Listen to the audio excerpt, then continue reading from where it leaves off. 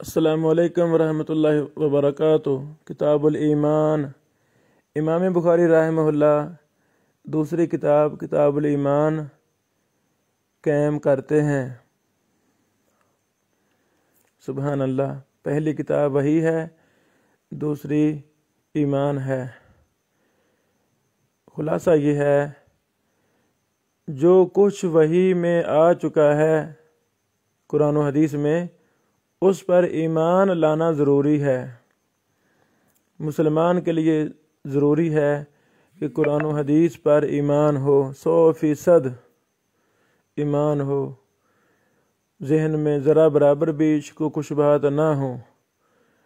جو شخص قرآن و حدیث پر کہ یہ دونوں وحی ہیں، ان پر عمل کرنا فرض ہے، عمل کریں گے نجات ہوگی، عمل نہیں ہے تو نجات نہیں ہے، وہی شخص مسلمان ہے۔ جو قرآن کو مانے حدیث کو نہ مانے، یا کو حدیث کو مانے قرآن کو نہ مانے، وہ مسلمان ہے ہی نہیں، وہ نام لیوا مسلمان کہہ سکتے ہیں، حقیقت میں وہ مسلمان نہیں ہے۔ مسلمان کے لیے شرط ہے کہ وہ قرآن و حدیث دونوں پر ایمان لائے۔ اللہ اکبر۔ تو ایمان 3 چیزوں کا نام ہے: اقرار باللسان، زبان سے اقرار کرنا، و تصدیق بالقلب، دل کے ساتھ تصدیق کرنا، و عمل بالجوارح، اور انسانی اعضاء کے ساتھ عمل کرنا۔ اللہ اکبر۔ یہ تینوں چیزیں ایمان میں شرط ہیں۔ کوئی شخص، کوئی فرقہ ایک کی بھی نفی کرے تو ان کا ایمان درست نہیں ہے۔ یہ تینوں چیزیں ہوں گی تو ایمان ہوگا، ورنہ گمراہی ہے۔ اللہ تعالیٰ ہمیں محفوظ فرمائے۔ ایمان کے مسئلہ پر ائمہ محدثین نے بہت کچھ بحوث لکھی ہیں۔ عقیدہ کی کتب جو ہمارے سلف نے لکھی، خلف نے لکھی، آپ کو ایمان پر بڑی بحثیں ملیں گی۔ اللہ اکبر۔ ابھی ان دنوں کتاب الایمان لابی عبید القاسم بن سلام رحمہ اللہ میں شائع کر رہا ہوں۔ اس میں بڑی ہی اہم بحوث لفظ ایمان پہ، ایمان پر کون کون چیزیں آتی ہیں، عمل آتے ہیں کہ نہیں آتے۔ جیسے بعض نے عمل کی نفی کی ہے تو بڑا زبردست دفاع کیا اس شرط کا امام ابو عبید رحمہ اللہ نے کتاب الایمان میں، اور امام لالکائی رحمہ اللہ کی کتاب شرح اصول اعتقاد اہل سنت والجماعہ، وہ بھی الحمدللہ ہم نے تیار کر دی ہے شائع کرنے کے لیے، اردو میں پہلی دفعہ شائع ہو رہی ہے۔ اللہ تعالیٰ قبول فرمائے۔ اس میں بھی بڑی لمبی بحوث ہیں ایمان پر۔ سبحان اللہ۔ تو اسی طرح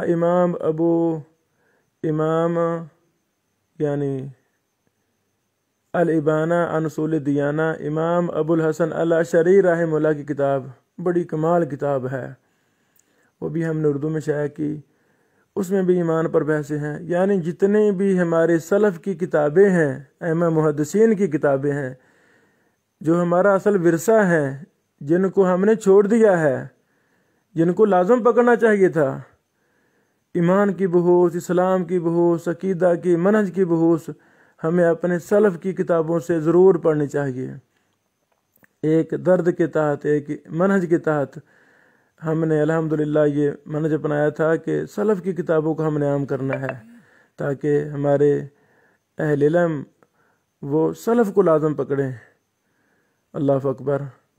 تو خلاصہ یہ ہے کہ ایمان پر بڑی زیادہ بحوث ہمیں عقیدہ کی کتب میں ملتی ہیں، تو ہمیں ان کو پڑھنا ہے۔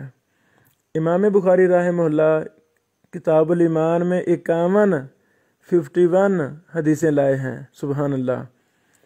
اور 42 ابواب قائم کیے ہیں امام بخاری رحمہ اللہ نے کتاب الایمان میں 42 ابواب قائم کیے ہیں، اور معلق روایات بھی لائے ہیں، اور قرآن کریم کی بہت زیادہ احادیث سے استدلال کیا ہے امام بخاری رحمہ اللہ نے کتاب الایمان میں۔ اللہ اکبر۔ چند دن پہلے، 2-3 دن پہلے، فیس بک پہ میں ایک محترم کا درس ایسے ہی کلک کیا تو وہ لائیو درس دے رہے تھے، تو وہ معلق پر بحث کر رہے تھے۔ وہ بار بار معلق پڑھتے تھے، معلق، استغفر اللہ، جو کہ غلط ہے، لفظ معلق ہے۔ اور پھر اس محترم نے جو معلق پر بحث کی وہ سراسر غلط باتیں تھیں، بالکل وہ کمزور سی بحثیں کر رہے تھے۔ نہیں، ایسا نہیں ہونا چاہیے۔ جو بھی ہم بحث کریں اس پر بڑا زیادہ مطالعہ، بڑی زیادہ تحقیق ہونی چاہیے، پھر ہم بحث شروع کریں۔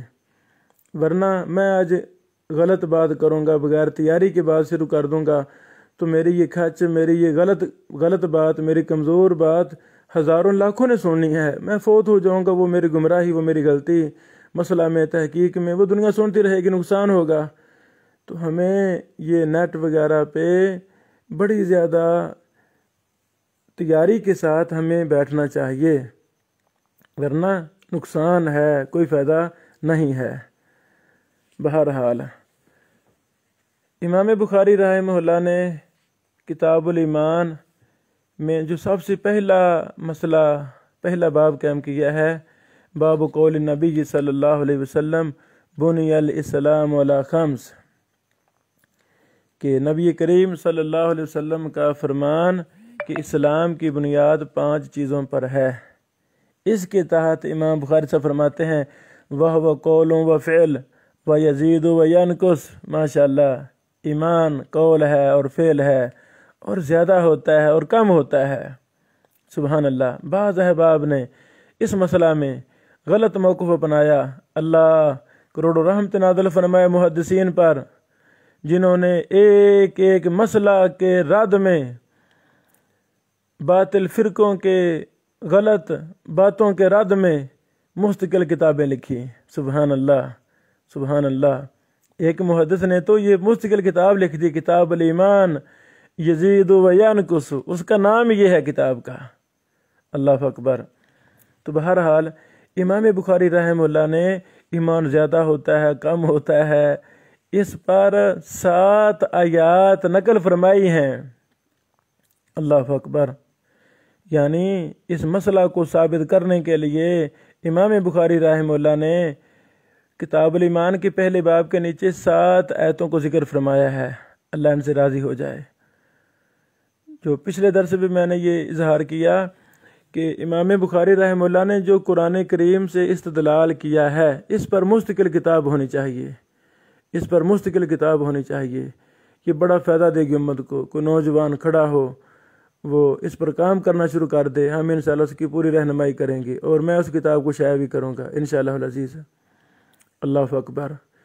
جتنا زیادہ ہمارے ائمہ محدثین کا قرآن کریم پر عبور تھا، ان کو دسترس تھی، اتنا ہی ہم فیل ہیں قرآن کریم پر، ہمیں پتہ ہی نہیں ہے، ہمیں استحضار نہیں ہے۔ سبحان اللہ۔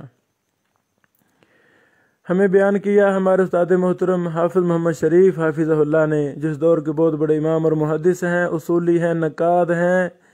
مرکز تربیہ میں ہم نے 3 سال استاد محترم سے بہت استفادہ کیا۔ وہ فرمانے لگے کہ ہم پڑھا کرتے تھے کراچی میں بدیع الدین شاہ راشدی شیخ العرب العجم رحمہ اللہ سے، وہ کو کلاس لگاتے تھے، شاید کتاب التوحید صحیح بخاری سے پڑھاتے تھے مسجد میں، تو استاد محترم ادھر کراچی پڑھاتے تھے، تو وہ پھر استفادہ کے لیے آ جاتے تھے۔ حافظہ فرماتے ہیں کہ بڑا زیادہ استحضار تھا قرآن کریم پر بدیع الدین شاہ راشدی صاحب رحمہ اللہ کو۔ اللہ اکبر۔ جس شخص نے بھی، جس اہل علم نے ابن تیمیہ رحمہ اللہ، جو شیخ الاسلام تھے، امام المسلمین تھے، بہت بڑے امام اور محدث تھے، جس نے بھی ان کو پڑھا ہے، وہ اس بات کی گواہی دے گا کہ ابن تیمیہ کو قرآن کریم پر بہت زیادہ استحضار تھا۔ چھوٹے چھوٹے مسئلے قرآن کریم سے استدلال کرتے جا رہے ہیں، اور کوئی صفحہ ایسا نہیں ہے، کوئی مسئلہ ایسا نہیں ہے جس میں وہ قرآن کریم کی 20 آیات لکھ جاتے ہیں۔ سبحان اللہ، بڑی زیادہ آیات لکھ جاتے ہیں۔ اللہ اکبر۔ تو امام بخاری رحمہ اللہ نے بھی صحیح بخاری میں قرآن کریم سے بہت زیادہ استدلال کیا ہے۔ اللہ ان سے راضی ہو جائے، اللہ اپنے بندے سے راضی ہو جائے۔ پھر امام بخاری رحمہ اللہ نے آیات کے مشکل مقامات کے معنی بھی بیان کیے ہیں۔ مثلاً یہی ہم دیکھ لیں تو اس میں اسی باب کے تحت کئی الفاظ کے معنی بھی امام بخاری رحمہ اللہ نے خود بیان کیے ہیں۔ تو اس طرح ساری مثلاً لکھا ہے شارع علیکم، وقال مجاہد شارع علیکم اوصیناک یا محمد و ایاہ دینا واحدہ، وقال ابن عباس شرعتا و منہاجا سبیلا و سنہ۔ تو یہاں یہ میں عرض کرنا چاہتا ہوں، یہ جو صحیح بخاری ہو یا دیگر کتب حدیث ہوں، ان کتابوں کے اندر جو الفاظ کے معنی بیان ہوئے ہیں، جو محدثین نے بیان کیے ہیں، اس پر الگ ڈکشنری بن سکتی ہے۔ کوئی نوجوان اٹھے صحیح بخاری میں جو جن الفاظ کے معنی صحابہ نے بیان کیے ہیں یا حدیث میں بیان ہوئے ہیں یا محدثین نے بیان کیے ہیں، ان کو الگ کر دیا جائے رفع تہجی کی ترتیب۔ اس طرح کتب ستہ میں بڑے زیادہ الفاظ کے معنی ہمیں ملتے ہیں، اس پر بھی کام ہونا چاہیے۔ اللہ اکبر۔ امام بخاری رحمہ اللہ نے یعنی دوسرا جو باب قائم کیا ہے، دعاؤکم ایمانکم، تمہاری دعا سے مراد تمہارا ایمان ہے، اور اس پر پھر قرآن کریم سے آیت قل ما یعبأ بکم ربی لولا دعاؤکم یہ پیش فرمائی ہے، اور آگے لکھا ہے ومعنی الدعاء فی اللغہ الایمان۔ سبحان اللہ، یعنی عربی لغت میں دعا کے معنی ایمان بھی ہیں۔ سبحان اللہ۔ تو یعنی پھر اس کے بعد امور ایمان کا بیان کہ ایمان میں کون کون سے امور آتے ہیں۔ پھر امام بخاری رحمہ اللہ قرآن کریم کی آیات ذکر فرماتے ہیں، لیس البر ان تولوا وجوہکم قبل المشرق والمغرب، مشہور آیت۔ اس طرح یہ مکمل آیت کریمہ نقل فرمائی ہے۔ پھر قد افلح المؤمنون، یہ آیت کریمہ یعنی اس آیت کریمہ کو بھی لکھا ہے۔ اس کے بعد حدیث نمبر 9 لائے ہیں کہ ایمان کی 60 سے زیادہ شاخیں ہیں، اور حیا بھی ایمان کے شاخوں میں سے ایک شاخ ہے۔ پھر ایک ایک بات کہ ایمان میں کون کون سی بات آتی ہے، سبحان اللہ، ایک ایک بات ابواب کی شکل میں لے کر آئے ہیں۔ مثلا باب نمبر 7 ہے من الایمان ان یحب لاخیہ ما یحب لنفسہ، اپنے پسندیدہ چیز کو اپنے بھائی کے لیے پسند کرنا یہ ایمان میں سے ہے، ایمان کا حصہ ہے۔ اس کے تحت پھر احادیث لائے ہیں۔ پھر نبی علیہ السلام کی محبت یہ ایمان سے ہے، یہ باب نمبر 8 قائم کیا ہے۔ یعنی پھر مثلا باب نمبر 25 ہے قیام لیلۃ القدر من الایمان، شب قدر کا قیام بھی جزوی ایمان ہے۔ اسی طرح باب نمبر 26 الجہاد من الایمان، سبحان اللہ، کہ جہاد ایمان کا حصہ ہے۔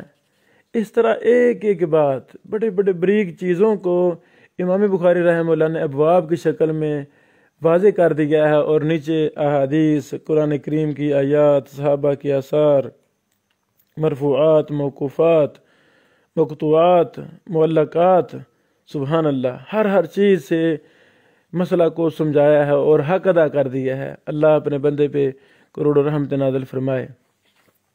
تو یہ چند ضروری باتیں تھیں جو میں کرنا چاہتا تھا۔ یعنی ہمیں ایک ایک حدیث کو اپنے شہروں میں جو مشائخ ہیں ان سے ہمیں سیکھنا چاہیے، ایک ایک حدیث کو ہمیں پڑھنا چاہیے۔ ہماری مساجد جو بہت بڑے خیر کے دین کے مراکز ہیں، ہر مسجد میں صحیح بخاری کا درس ہونا چاہیے۔ اللہ اکبر۔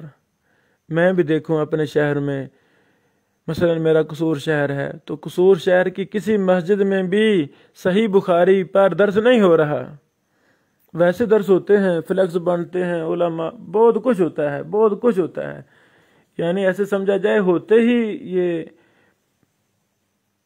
کیا کہتے ہیں، خطبات بہت زیادہ ہو رہے ہیں، تبلیغی پروگرام بہت زیادہ ہو رہے ہیں، اور ہونے چاہیے، ہم نفی نہیں کر رہے، لیکن جو اصل کام ہے امت کو حدیث کے ساتھ جوڑا جائے، قرآن کے ساتھ جوڑا جائے، صحیح بخاری کا کہیں درس ہو، یعنی مستقل کلاس چلنی چاہیے۔ ہر عالم کو اپنے مسجد میں صحیح بخاری پر درس شروع کر دینا چاہیے۔ اس میں بڑی خیر ہے، اس میں بڑی خیر ہے۔ امت یہ حدیث سے دور ہے، صحیح بخاری سے دور ہیں لوگ۔ سنی سنائی باتوں پر عمل، کچی پکی باتیں، جیسے ان کو خطیب ملے، جیسے علماء ملے، کوئی پڑھے لکھے، کوئی ان پڑھ، کوئی تھوڑی تعلیم والے، ویسے ہی بیچارے کچا پکا دین، کچا پکا ایمان، کچا پکا اسلام لوگوں کے پاس ہے۔ حالانکہ ہمیں صحیح بخاری کو ہر مسجد میں لاگو کر دینا چاہیے کہ جو مسجد کا امام اور خطیب ہے وہ روزانہ 1-2 حدیث پر درس دے گا، صحیح بخاری کو عام کر دیا جائے۔ یہ بھی ہم نے ایک پبلک کے لیے سلسلہ شروع کیا ہے کہ موسم اور محل وقوع کے اعتبار سے ہم انشاءاللہ صحیح بخاری صرف مترجم اردو ترجمہ وہ ہم نشر کریں گے۔ ابھی رمضان آ رہا ہے تو الحمدللہ ہم یہ روزوں کے مسائل جو صحیح بخاری میں ہیں وہ 24 صفحے بنے ہیں صرف ترجمہ، چونکہ پبلک کو مسائل کی ضرورت ہے۔ انشاءاللہ جب شوق بڑھے گا تو انشاءاللہ ضرور وہ اصل کتابوں کی طرف بھی آئیں گے۔ تو ہمیں صحیح بخاری کو عام کرنا چاہیے، یہ ہمارا دین اور ایمان ہے۔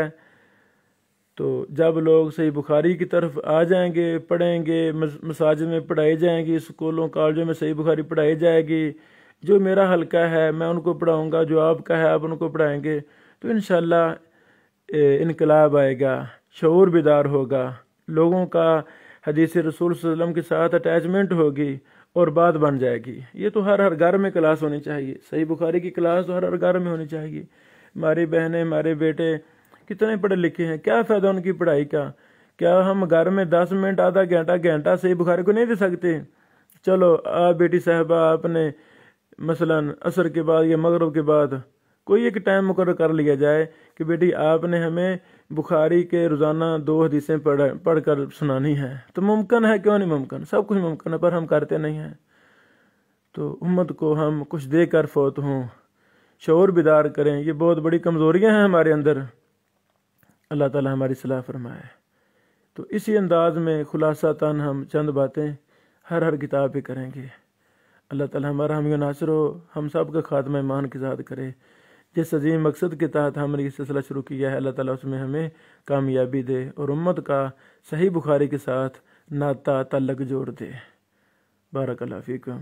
السلام علیکم ورحمۃ اللہ وبرکاتہ۔